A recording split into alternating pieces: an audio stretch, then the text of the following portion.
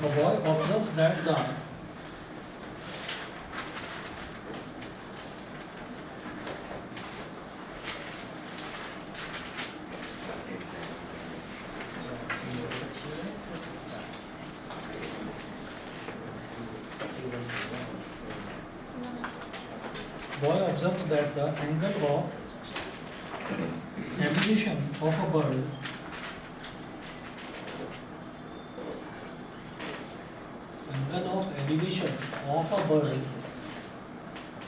angle of elevation of a bird flying at a distance of 100 meter, flying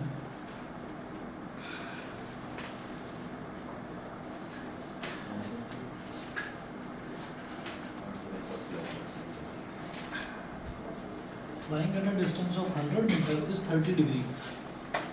Is 30 degree. Full stop. At same time, a girl finds the. At same time,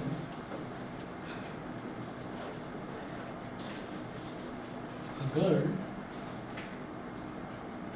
finds the angle of elevation of the same bird. Finds the angle of elevation of the same bird,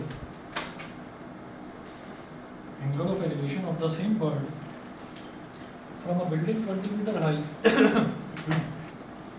from a building 20 meter high is 45 degree. 45 degree, full stop. The distance of the bird from the girl is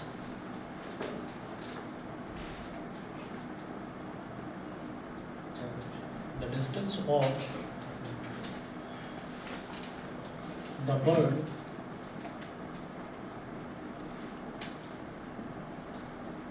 from the girl is dash. ये question देखिएगा क्या है. A boy observes that the angle of elevation of a bird. एक boy है वो observe करता है कि एक बर्ड है which is flying at a distance of 100 meter. Flying at a distance of 100 meter is 30 degree. ठीक है. At the same time a girl finds the angle of elevation of the same bird from a building 20 meter high is 45 degree. The distance of the bird from the girl is. अब देखिएगा क्या करेंगे.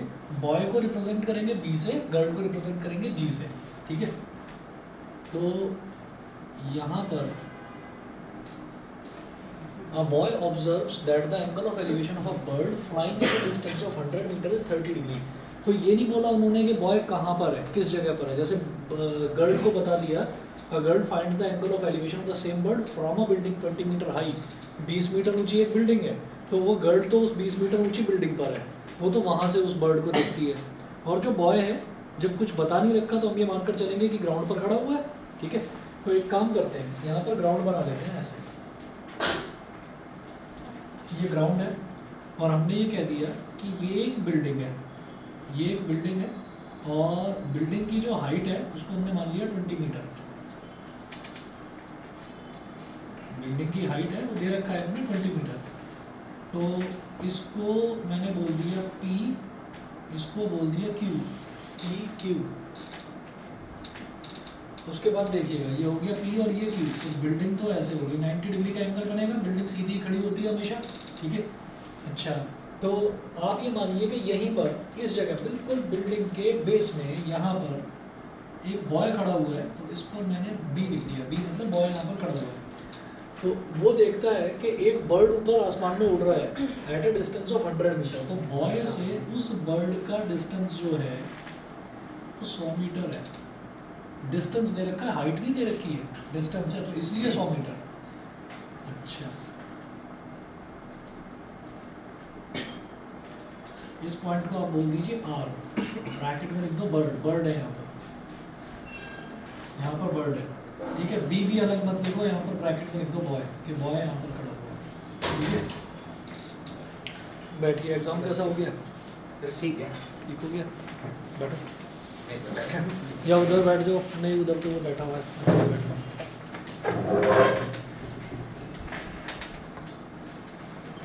उसके बाद देखिएगा, ये दरवाजे दोनों बंद करके आया करो, तुम्हें इतना टाइम हो गया, कौन आया बाद में बंद करके और जल्दी जाओ। ये बॉय हो गया, ये बर्ड हो गया, और एंगल कितना है 30 डिग्री, जोर से दबा के करो बंद।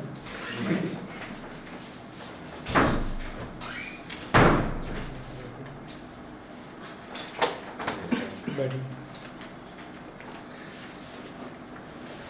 ये 30 डिग्री हो गया। उसके बाद जरा देखिएगा, आपको बोल रहे हैं at the same time a girl finds the angle of elevation of the same bird from a building of 20 meter high, building 20 meter high is 45 degree. तो ये जो गर्ल है, गर्ल यहाँ पर है, इधर देखिएगा गर्ल, ठीक है, बिल्डिंग ये है, बिल्डिंग के बिल्कुल नीचे ग्राउंड पर यहाँ पर बॉय खड़ा हुआ है, वो देखता है 30 डिग्री एंगल है, यहाँ से गर्ल देखती है सेम बर्ड को एट द सेम टाइम, तो उसका एंगल ऑफ एलिवेशन 45 डिग्री।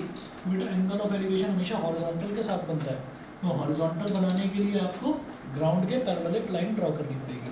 ये कितना हो गया 45 डिग्रीज, ठीक है। The distance of the bird from the girl is, मुझे ये PR निकालना है, मुझे ये PR निकालना है। तो अब आप क्या करें, ये 90 डिग्री है, ये भी 90 डिग्री है, ये जो PQ है ये कितना हो जाएगा, जब ये 20 मीटर है तो भाई ये भी 20 मीटर हो जाएगा, ठीक है। और ये जो ऊपर वाला है डिस्टेंस, अच्छा ये इसको PQR, इस पॉइंट को बोल दीजिए S और इस पॉइंट को बोल दीजिए T, PQRST, ये हो गया। अब क्या करेंगे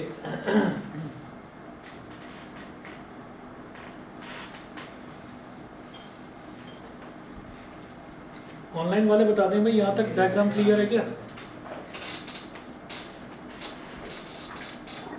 यस सर। चलिए ठीक है।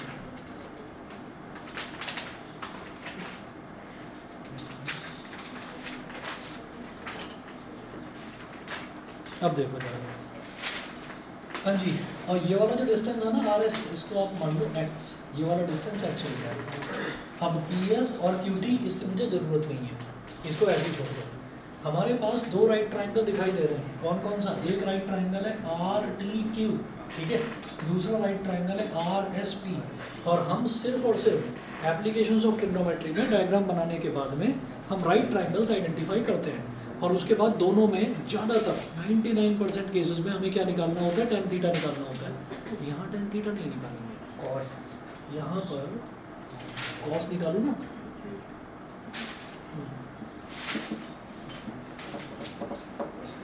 चलिए देखते हैं, काम करते हैं।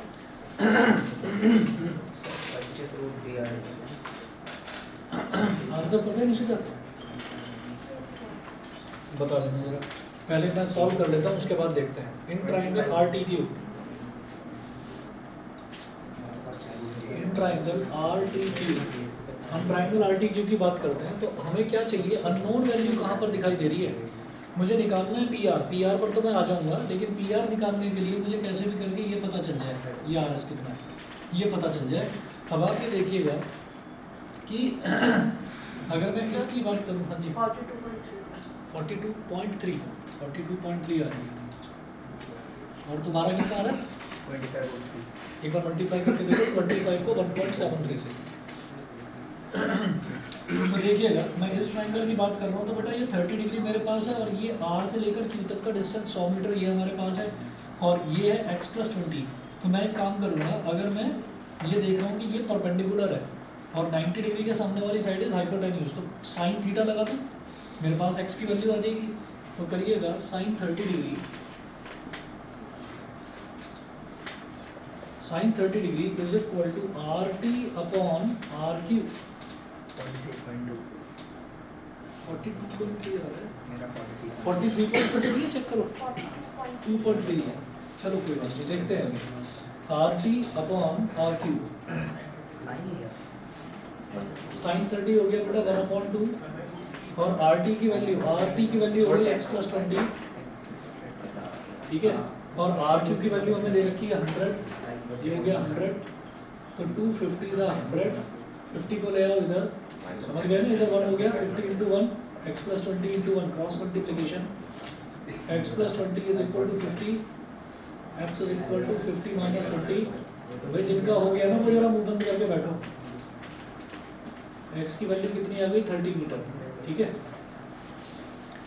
x की वैल्यू 30 मीटर आ गई। अब इसके बाद देखिएगा मुझे निकालना है ये, तो अब एक काम कर सकता हूँ मैं,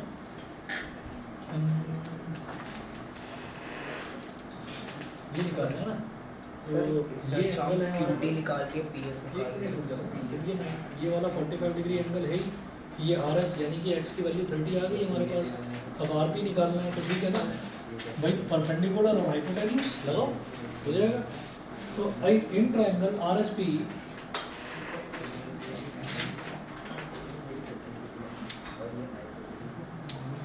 इन ट्रायंगल RSP ट्रायंगल में देखिएगा sin 45 degree is equal to RS upon RP।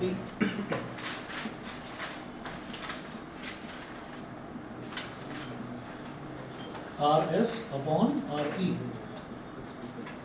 sin 45 कितना हो गया 1 upon root 2 is equal to RS कितना है, RS है 30, अभी निकाला हमने 30, और RP हमको निकालना है, RP into 1 is equal to 30 root 2, तो RP is equal to 30 multiplied by root 2।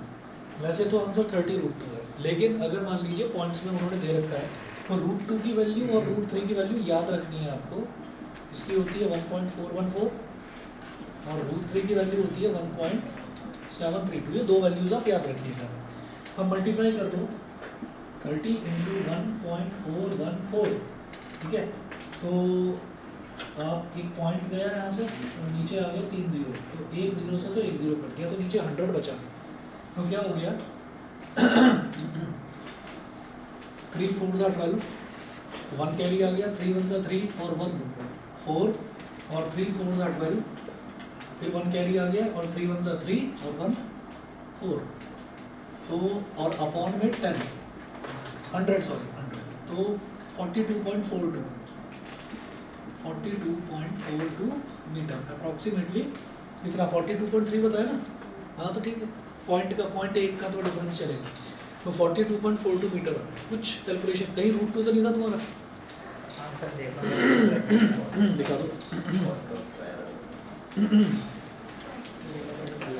Boy, इधर गर्ड इधर 30 डिग्री 45 डिग्री, ये 100 मीटर हो गया, तुमने लगाया cos 30 is equal to base upon hypotenuse, base यानी कि EQ अपॉन हाइपोटेन्यूज मतलब QR, ठीक है, तो तुमने QA की वैल्यू निकाल ली, QA की वैल्यू आ गई cos 30 की वैल्यू √3/2, ठीक है, QA अपॉन 100 50 √3, ठीक है, QA की वैल्यू आ गई 50 √3। अच्छा, QA जो है वही PG के इक्वल है, QA ही PG के इक्वल है 50 √3, है ना, तो ये हो गया आपका 225 और 25 √3 PR। मुझे जो गड़बड़ लग रही है ना वो ये लग रहा है कि यहाँ पर 20 मीटर था, तो 20 मीटर आपने यूज़ नहीं करा, वो कोई बात नहीं, वो ठीक है, मुझे लग रहा है कि उसकी वजह से गड़बड़ हुई होगी, बाकी आंसर तो ठीक है 25 √3 सही है। शॉर्ट टेस्ट में तो ये होगा एक जगह पात्रों को ध्यान में, तो फिर मल्टीप्लिकेशन में सही करें, गड़बड़ है, 25 3 75 7 के लिए 25 7 175 175 और 7 1 से गड़बड़ हो तो गया, 175 और 7 182 2 लिख दो उधर। चलिए जी, सभी को क्लियर है क्वेश्चन, ठीक है, एक और क्वेश्चन देखेंगे, उसके बाद फिर मैं सरफेस एरिया पर आता हूँ।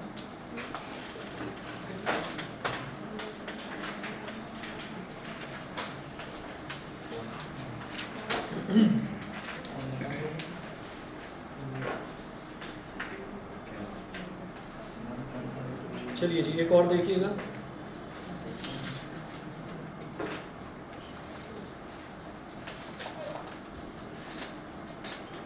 क्वेश्चन नंबर 14, ये है the angle of elevation of a Cliff.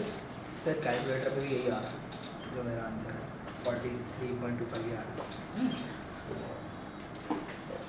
ये कैसे गड़बड़ होता है, 25 3 से 75, 25 7 से कितना होता है 175 होता है ना, 175 25 सर सिग्नल कितना भी होना, अच्छा चलो 5 3 15, 1 carry 5 7 is 35 6 1 26 ऐसे करना कैसे होगा 175 और 7 कितना होता है 182 होता है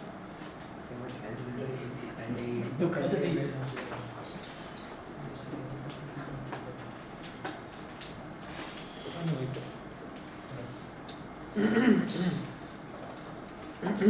एक कॉस्ट 30 है ना सबसे पहले base QA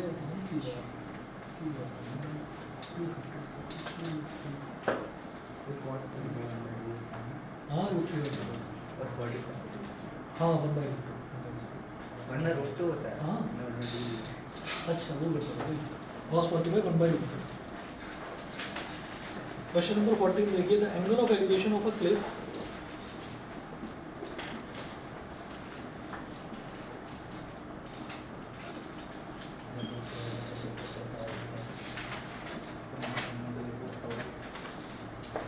the angle of elevation of a cliff from a fixed point is theta from a fixed point is theta full stop after going up a distance of k meters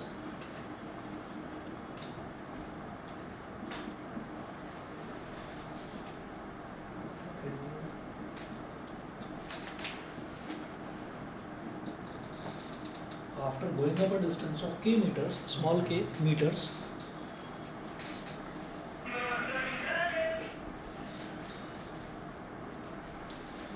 after going up a distance of k meters towards the top of the cliff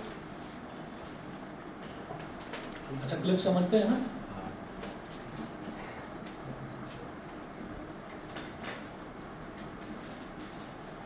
towards the top of a cliff at an angle of phi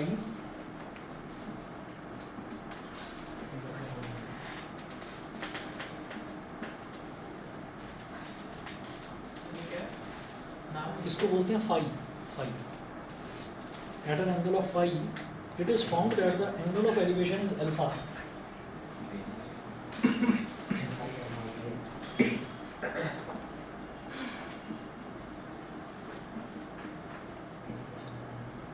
ये phi जो है इसकी कोई value है बता रहा हूँ it is found that the angle of elevation is alpha full stop the height of the cliff is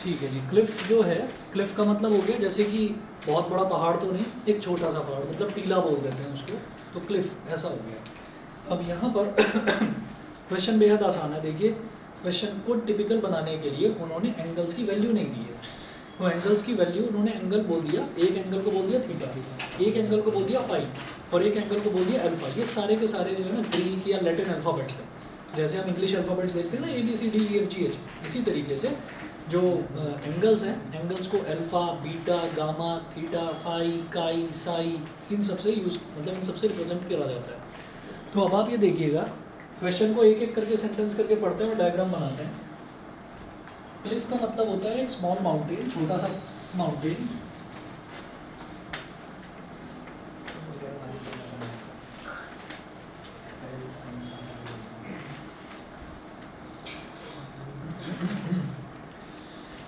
हाँ जी the angle of elevation of a cliff from a fixed point is theta तो fixed point यानी कि हमने मान लिया कि ज़मीन पर कहीं पर एक फिक्स्ड पॉइंट है थीटा तो इधर मैंने कहा कि ये तो ग्राउंड हो गया ठीक है और ये उसकी क्लिफ की हाइट है अल्टीमेटली मुझे ये हाइट ही निकालनी है इसको h मान लो थोड़ा सा और ऊंचा बना लो इसको इसको आप ऐसे एच मान लीजिए। अच्छा, अब वो बोल रहे हैं the angle of elevation of a cliff from a fixed point is theta after going up a distance of k meters towards the top of a cliff at an angle of phi it is found that the angle of elevation is alpha. देखना जरा, इस point से Cliff का जो angle of elevation है वो theta है, theta है। अब वो बोल रहे हैं after going up a distance of k meters towards the top of a cliff, मतलब मैं इस क्लिफ के टॉप पर जा रहा हूँ, ठीक है, मैं इस क्लिफ के टॉप पर जा रहा हूँ। अच्छा, कहानी क्या है कि ये जो पहाड़ होता है ये सीधा तो होता नहीं, तो ऐसा है कि ये पहाड़ ना ऐसे था, इसकी मतलब ऊपर जो सबसे ऊपर जो टॉप पॉइंट था वो ऐसे था। आप मान लीजिए ये पहाड़ ना इस तरीके से ऐसे, समझ गए? नहीं समझे भाई? पहाड़ ये आप ऐसे ऐसे ऐसे ऐसे यहाँ पर ऐसे चलते चलते पैदल पैदल आप ऊपर पहुँचोगे। तो अगर इस पॉइंट से कोई बोले कि भाई आप इसका एंगल ऑफ एलिवेशन निकालिए जहाँ से आपने जर्नी स्टार्ट करी है, तो उस पॉइंट से एंगल ऑफ एलिवेशन तो स्ट्रेट लाइन में ही निकाला जाएगा ना। तो अब वो बोल रहे हैं कि इस पहाड़ पर आप ये जो आपकी लाइन ऑफ साइट है आप इस पर चल नहीं सकते, आप अपनी लाइन ऑफ साइट पर चल नहीं सकते हो। प्रैक्टिकल क्वेश्चन है, ठीक। तो लाइन ऑफ साइट तो आपकी आंखों से, जैसे फॉर एग्जांपल मैं ग्राउंड पर खड़ा हूँ और ग्राउंड पर खड़े होकर मैं ये बोलूँगा अच्छा सामने एक बिल्डिंग है, मुझे इस बिल्डिंग के टॉप पर देखना है, तो बिल्डिंग के टॉप पर देखूंगा मैं ऐसे, तो वो मेरी लाइन ऑफ साइट है, उस पर कोई चलेगा नहीं। तो चलने के लिए रास्ता थोड़ा कंपेरेटिवली आसान होता है। तो क्या है कि इस पहाड़ को तो अब जो बनाया था इसको तो गायब करिए। इस पॉइंट से अगर हमने इसी पॉइंट से ऊपर की तरफ देखा, उसकी जो टॉप का जो मतलब जो उसका जो टॉप है उसको देखा, तो एंगल आ गया थीटा। मैंने कहा कि नहीं, अब ऐसे चलना है और कितने मीटर तक चलना है? k मीटर तक, k मीटर तक चलेंगे। कितने एंगल पर चलेंगे? फाई एंगल पर। फाई एंगल पर अगर आप k मीटर तक चलोगे तो इस पॉइंट पर पहुंचकर जो टॉप पॉइंट है, टॉप का जो एंगल ऑफ एलिवेशन है it was found to be alpha. तो इस पॉइंट से एंगल ऑफ एलिवेशन कहाँ से निकाला जाता है? जिस भी पॉइंट पर हम हैं उस पॉइंट पर आप हॉरिजॉन्टल ड्रॉ करेंगे। हॉरिजॉन्टल का मतलब होता है एक ऐसी लाइन जो कि ग्राउंड के पैरेलल है। तो मैंने इस पॉइंट पर एक हॉरिजॉन्टल लाइन ड्रॉ कर दी, तो ये एंगल बन गया अल्फा। तीनों एंगल बता दो समझ गए कि नहीं? हमारे पास ये तो जो है ये तो पहाड़ था, टीला था, तो इस पॉइंट को मैंने बोल दिया ए, इस पॉइंट को मैंने बोल दिया बी, ये एंगल 90 डिग्री होगा। तो अब आप ये देखिएगा कि ग्राउंड पर मैं यहाँ पर खड़ा हूँ, यहाँ से अगर मैं इसके टॉप को देखता हूँ तो पूरा बड़ा एंगल बनेगा थीटा, ठीक है। अच्छा, अगर एक एंगल फाई पर, मतलब इतने एंगल पर फाई पर अगर हम चलना शुरू करें धीरे धीरे धीरे धीरे कहाँ तक? के मीटर तक, तो हमारा जो एंगल ऑफ एलिवेशन बनेगा वो फाई बनेगा। और it is found that the angle of elevation is alpha. के मीटर चलने के बाद में पता चलता है, इसी पॉइंट पर रुककर अगर हम पहाड़ को देखें तो हमारा एंगल ऑफ एलिवेशन बनेगा अल्फा। समझ गए? तीनों एंगल क्लियर हो गए? नहीं समझे? दोबारा समझ लो। ये तो पूरा का पूरा क्लिफ है, ठीक है। तो क्लिफ की एक स्ट्रेट लाइन डिस्टेंस तो होगा, एक हाइट तो होगी, वो हाइट उनको कैलकुलेट करनी है, एच कैलकुलेट करना है। अब वो कह रहे हैं कि इस पॉइंट पर अगर आप खड़े हुए हैं और यहीं से आप इसके टॉप को देखते हैं तो एंगल ऑफ एलिवेशन क्या बन रहा है? थीटा बन रहा है, ठीक है। फिर इस पॉइंट पर थीटा एंगल बनाते हुए, at an angle sorry phi angle बनाते हुए अगर आप चलते हैं ना और आप के मीटर तक चलते हो, तो के मीटर डिस्टेंस ट्रैवल करने के बाद में जिस पॉइंट पर आप पहुँचे हो वहाँ से एंगल ऑफ एलिवेशन टॉप का अल्फा हो जाएगा। तो ये अल्फा बना दिया यहाँ पर एंगल ऑफ एलिवेशन। तो थीटा इस पॉइंट से एंगल ऑफ एलिवेशन है टॉप का, अल्फा इस पॉइंट से एंगल ऑफ एलिवेशन है टॉप का, और फाई एंगल बनाकर हम चले इतने, मतलब इतने एंगल पर हमने डिस्टेंस ट्रैवल करा के meter towards the top of the cliff, ठीक है। तो ये तीन एंगल है। क्या नहीं समझे क्या? तो इससे हमारा टॉप तो उड़ चुका है। देखिए अब, हाँ अभी दे रहा हूँ, रुकिए।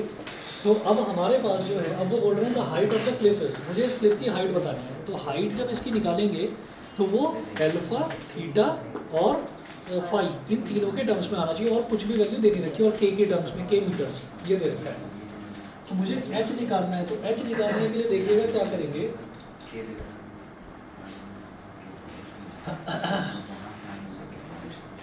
एच निकालने के लिए एक काम करो, ये पॉइंट है ए, ये बी है, इस पॉइंट को बोल दीजिए सी, और यहाँ से एक ऐसे परपेंडिकुलर ड्रॉप कर दो, इस पॉइंट को बोल दो डी, और इस पॉइंट को बोल दो ई। यहाँ तक क्लियर है? ठीक है, अब एक काम करते हैं। अब आप ये देखिएगा कि राइट ट्राइंगल कितने बन गए। वैसे तो देखने में दिखाई दे रहा है कि राइट ट्राइंगल 3 बन रहे हैं यहाँ पर। एक राइट ट्राइंगल तो ये बन गया, A B C D E F बोल दो इसको, इस वाले पॉइंट को बोल दीजिए एफ। तो कैसे भी करके हमारे पास ये आ जाए। कोई और चीज़ दे रखी है? नहीं, कुछ भी नहीं दे रखा।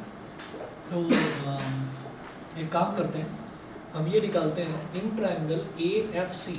ट्राइंगल ए एफ सी में मैं ए एफ की लेंथ निकालूंगा। देखिएगा,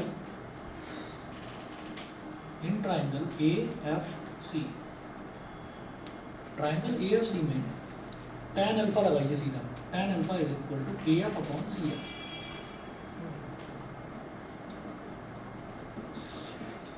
ए एफ अपॉन सी एफ, ठीक है। तो अब ये जो tan अल्फा है is equal to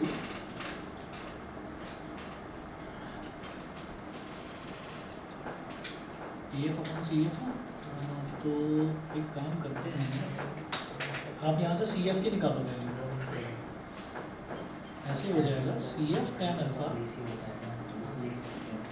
C F tan alpha is equal to A F. C F tan alpha is equal to A F. तो यहाँ से निकालिए सी एफ की वैल्यू, ये हो जाएगी ए एफ अपॉन tan अल्फा, ए एफ अपॉन tan अल्फा। ठीक है जी, चलेगा इतना। इसको बोल दिया इक्वेशन नंबर 1।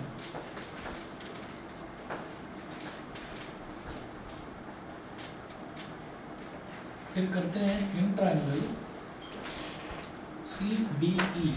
इन triangle C D E, C D E लेते हैं। क्या बोल रहे हो? अभी बता रहा हूँ।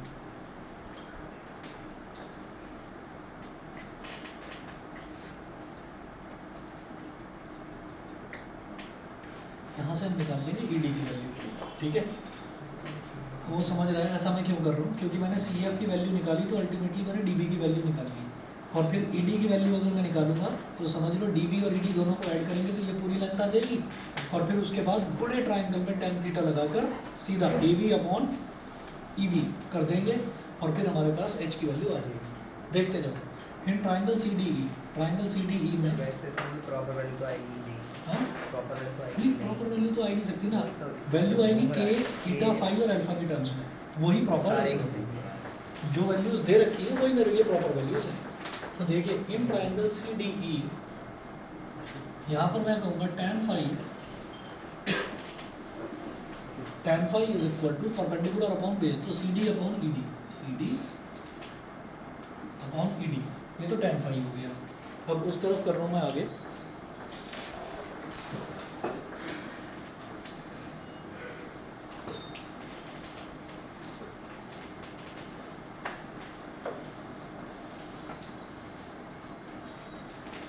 तो tan phi is equal to C D upon E D. अब सी डी की वैल्यू कोई बात नहीं, हमें नहीं पता, ई डी निकालिए। ई डी हो जाएगा C D upon tan phi.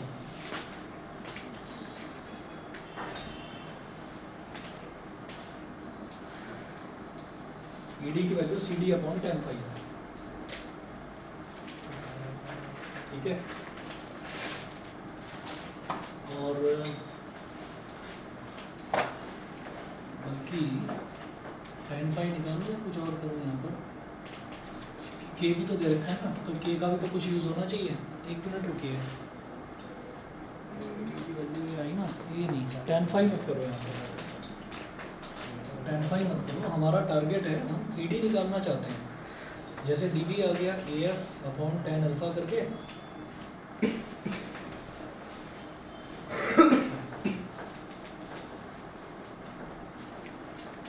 इन triangle C D E, E D निकालेंगे तो बेस और हाइपोटेन्यूज, तो कॉस फाई कर लो। Cos phi is equal to base यानी कि ई डी अपॉन हाइपोटेन्यूज, तो ई डी अपॉन हाइपोटेन्यूज क्या है, ई सी। तो cos phi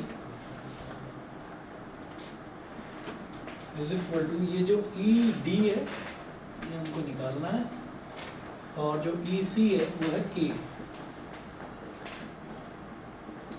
E D is equal to हो गया के कॉस फाई, इसको बोलो इक्वेशन नंबर 2, ठीक है, के कॉस फाई, ये इक्वेशन नंबर 2 हो गया। अब लगाइए पूरे बड़े ट्राइंगल पे, इन ट्राइंगल ए बी ई,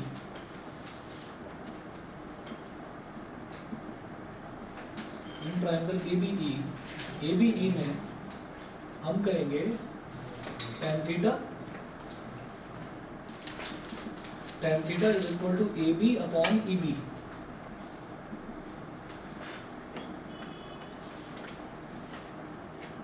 तो tan theta is equal to A B पूरा का पूरा कितना है, ए बी है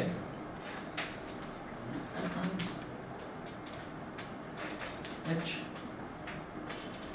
और जो ई बी है, ई बी ये हो जाएगा E D plus D B.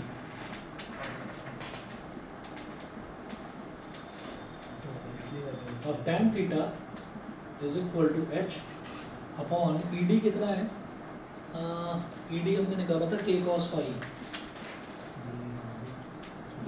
Plus D B कितना है, डी बी मतलब सी एफ की जो इक्वल है वो है ए एफ अपॉन टेन अल्फा,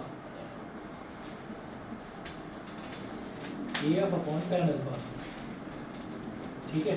अब अगर इसको इधर ले जाता हूँ तो एच की वैल्यू आ जाएगी, H is equal to tan theta into K cos phi plus A F upon tan alpha, इतना हो गया। अब ये फाइनल आंसर नहीं मान सकते इसको, एच की वैल्यू तो आ गई ना, हाइट ऑफ द क्लिफ ही निकालना था, क्योंकि यहाँ पर एक चीज़ ऐसी आ रही है ए एफ, ये ए एफ जो है ये गड़बड़ है, ये नहीं आना चाहिए, क्योंकि मुझे जो दे रखा है वो है अल्फा, फाई और थीटा और के, ये चार टर्म्स दे रखी हैं, एच की वैल्यू इन चार के ही टर्म्स में आनी चाहिए, ठीक है। तो देखो थीटा है, फाई है, के है, अल्फा है, लेकिन ये ए एफ जो है ये थोड़ा सा ऑड वन है, इसको निकालना है बाहर। तो ए एफ को बाहर किस तरह से निकालें ये देखना है मुझे। ए एफ को हटाने का तरीका है क्या, दोबारा बोलो। ए एफ जो है उनको अभी बताता हूँ। ए एफ को निकालने के लिए आप ये कर सकते हैं कि ये पूरा का पूरा ए बी में से बी एफ को सब्ट्रैक्ट कर दें, और ए बी में से बी एफ को सब्ट्रैक्ट करके मैं सी डी जो है वो बी एफ के इक्वल होगा। एक काम और करो, ये वाली जो इक्वेशन आई है इसको बोलिए इक्वेशन नंबर 3, यहाँ तक समझ गए, इसको बोल दीजिए। एक मिनट भाई, ये ऑनलाइन वाले बता दिया करो यार, ये आउट ऑफ फोकस जा रहा है सारा, पढ़ ही नहीं रहे हो आप लोग, इसका मतलब।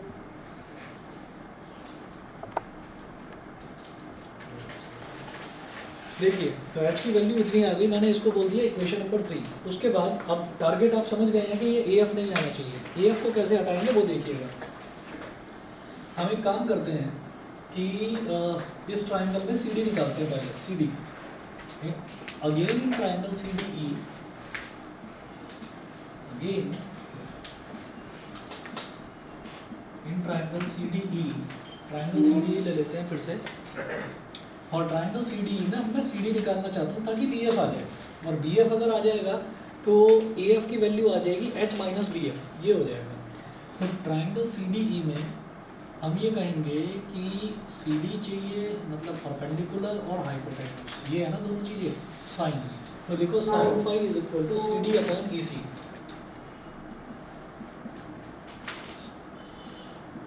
Sign phi is equal to C D upon E C.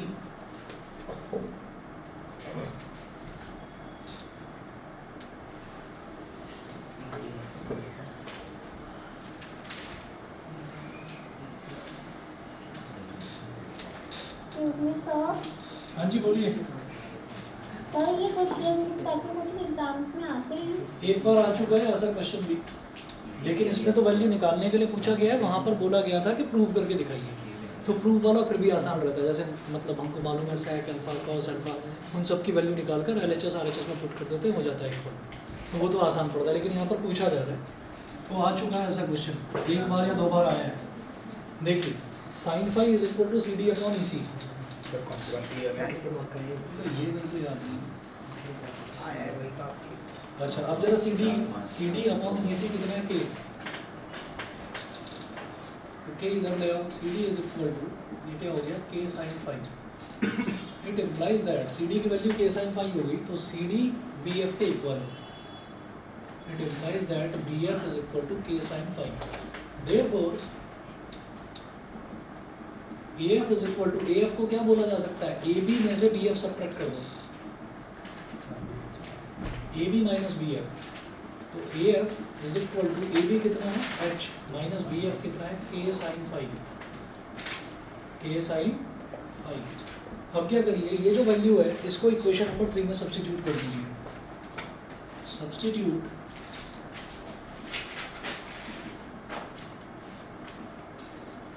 This value in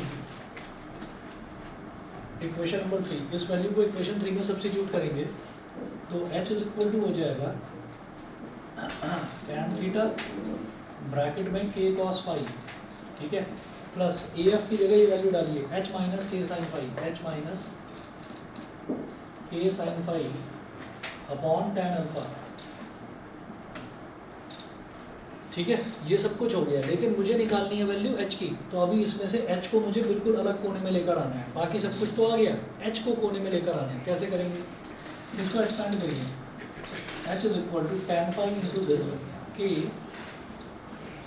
cos five, k cos five tan five,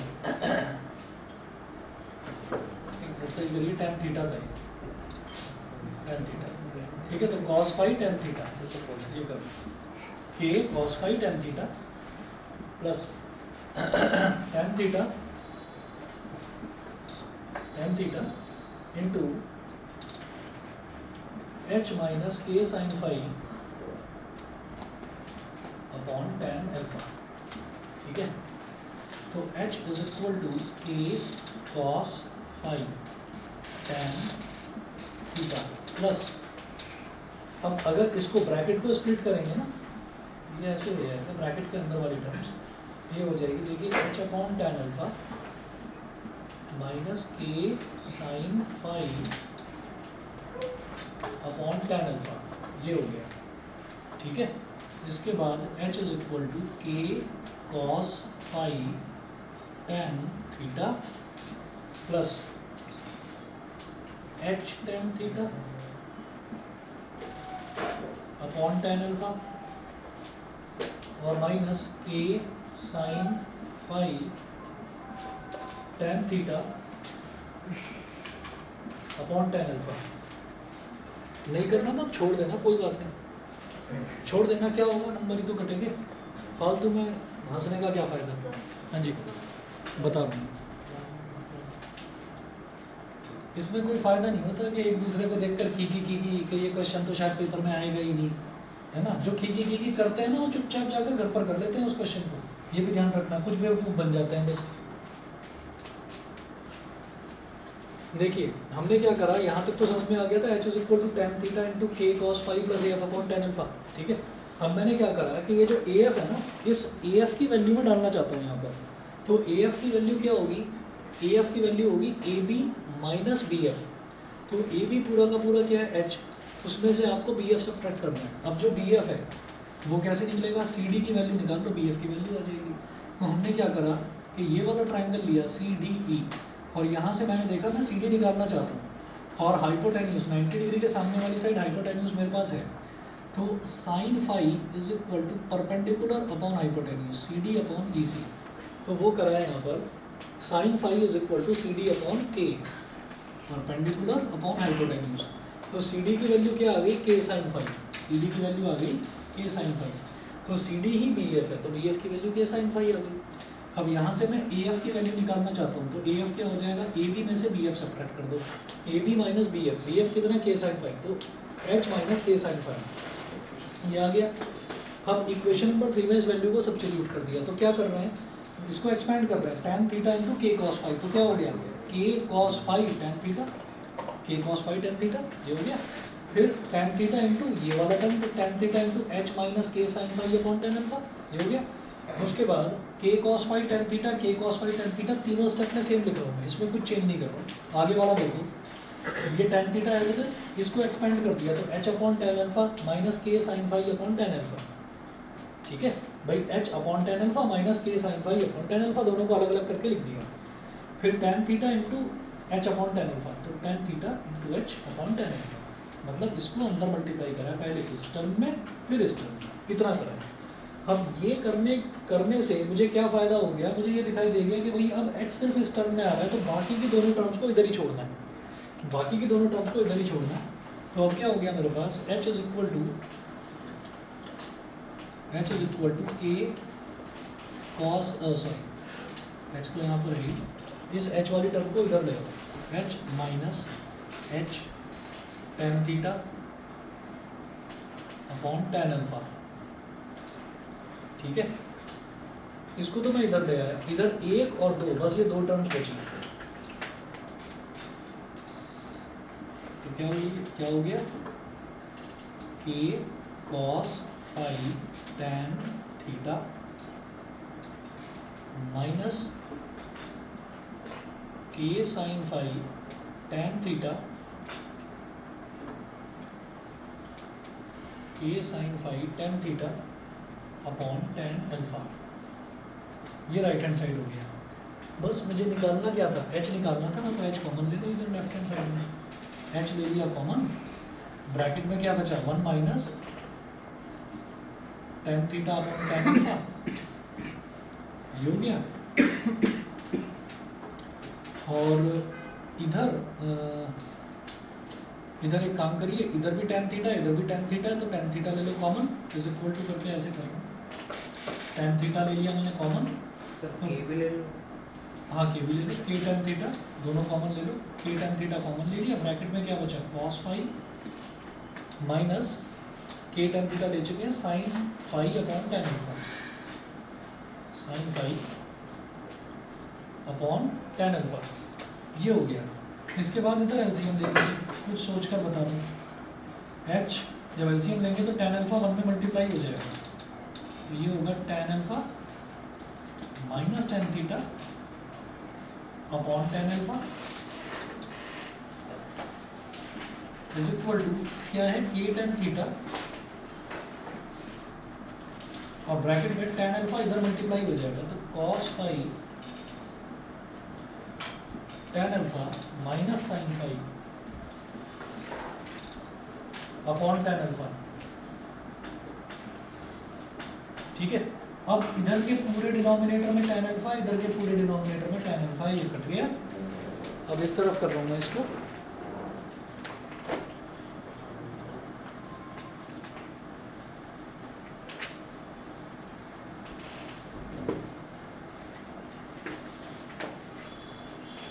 देखो h is equal to right hand side पर क्या बचा के टेन थीटा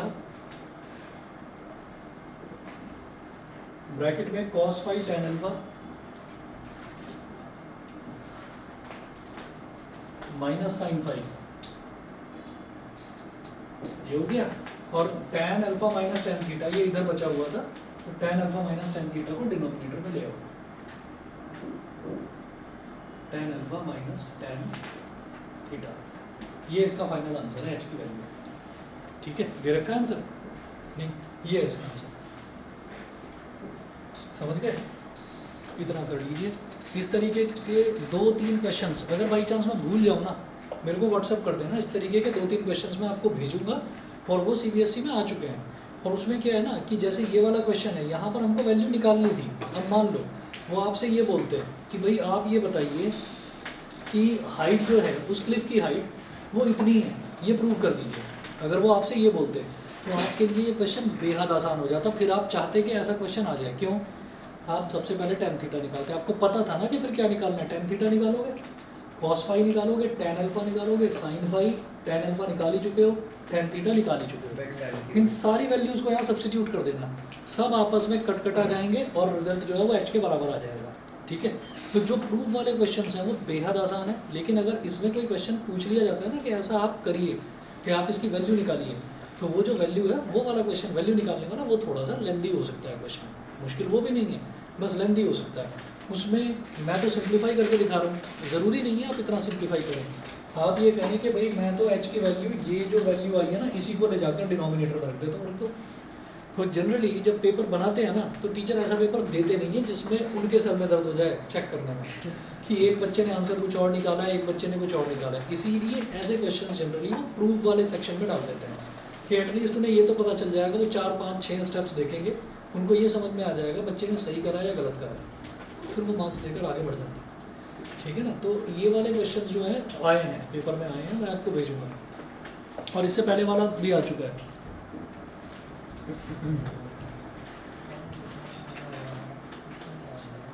ठीक है ना। सबसे ज़्यादा नंबर का क्वेश्चन कितने नंबर का आता है? 4 नंबर का या 5 का? 5 नंबर का। तो 5 नंबर की वेटेज होगी इस क्वेश्चन की, अगर आता है पेपर में। सर आप हमारे वाले ग्रुप में भेज सकते हो उसके कोई? हाँ मैं भेज दूंगा, दोनों ग्रुप्स पर डाल दूंगा। और किसी का कोई डाउट हो तो बताओ। और दूसरा ये बताइए कि कल आप सब लोगों की क्या स्कूल की छुट्टी है क्या? Yes sir. कोई है, किसी को जाना है? सर ऑनलाइन है छुट्टी मान लो किस टाइम तक फ्री हो जाओगे? 12:30 ना। तुम किस टाइम तक फ्री हो जाओगे? टू लेट अच्छा वही 3:30 बजे तक। अच्छा चलिए ठीक है। तो हो सकता है मैं ट्यूशन का टाइम थोड़ा सा जल्दी रख दूँ, 1 घंटा 1.5 घंटा मैं ग्रुप पर डालूँ। हाँ सुबह क्या, फिर ये 2 बच्चों को नहीं होता ये है ना प्रॉब्लम। तो इसीलिए सबका ही देखकर चलना पड़ता है। कौन सा, ये वाला? इस वाले स्टेप में दोबारा देख लो भाई, यहाँ पर जैसे 1 मतलब ये h minus H tan theta tan alpha, ten theta upon tan alpha, H तो कॉमन ले लिया। फिर जब एलसीएम लेंगे तो एलसीएम लेने पर क्या होगा, ये टेन अल्फा 1 में मल्टीप्लाई हो जाएगा। तो tan alpha minus tan theta, ten alpha minus tan theta upon tan alpha, ये तो एलसीएम है। अब इस साइड वाला देखो, यहाँ पर के टेन थीटा कॉमन था, मुझे दिखाई दिया कि टेन अल्फा है, तो इधर भी एलसीएम ले लूँ इधर भी एलसीएम ले लूँ, तो दोनों के डिनोमिनेटर में टेन अल्फा हो जाएगा, इसलिए एलसीएम लिया। तो जब एलसीएम लेंगे तो ये टेन अल्फा कॉस फाई में मल्टीप्लाई हो जाएगा। तो क्या हो गया, cos phi tan alpha, cos phi tan alpha minus sine phi और अपॉन में टेन अल्फा। तो इधर भी डिनोमिनेटर में टेन अल्फा आ गया पूरा डिनोमिनेटर में, और इधर भी डिनोमिनेटर में टेन अल्फा, तो टेन अल्फा से टेन अल्फा कैंसिल हो गया। तो क्या बचा, H into tan alpha minus tan theta. ठीक है, और इधर क्या बचा, k tan theta into cos phi tan alpha minus sine theta.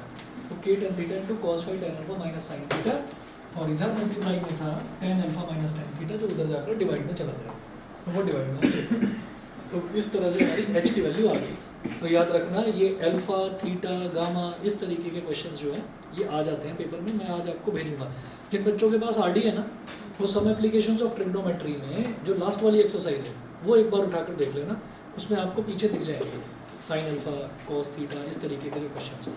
3 या 4 बार आए, 2017 में आया था एक बार शायद, हाँ 2017 में आया था जब पहली बार बोर्ड हुआ था, बहुत टाइम बाद होम बोर्ड हटा था 2017 में, फिर बोर्ड का पेपर हुआ था। ठीक है, 16 तक मतलब 2010 से और 16 तक ये जो 6-7 साल का जो टाइम पीरियड था उसमें होम बोर्ड्स ही होते थे। वो टाइम था जब हर बच्चे के 10 CGPA आते थे, मेरे भी 10 CGPA, मैं भी 100%, वो वाला टाइम था। अब थोड़ा सा टफ हो गया।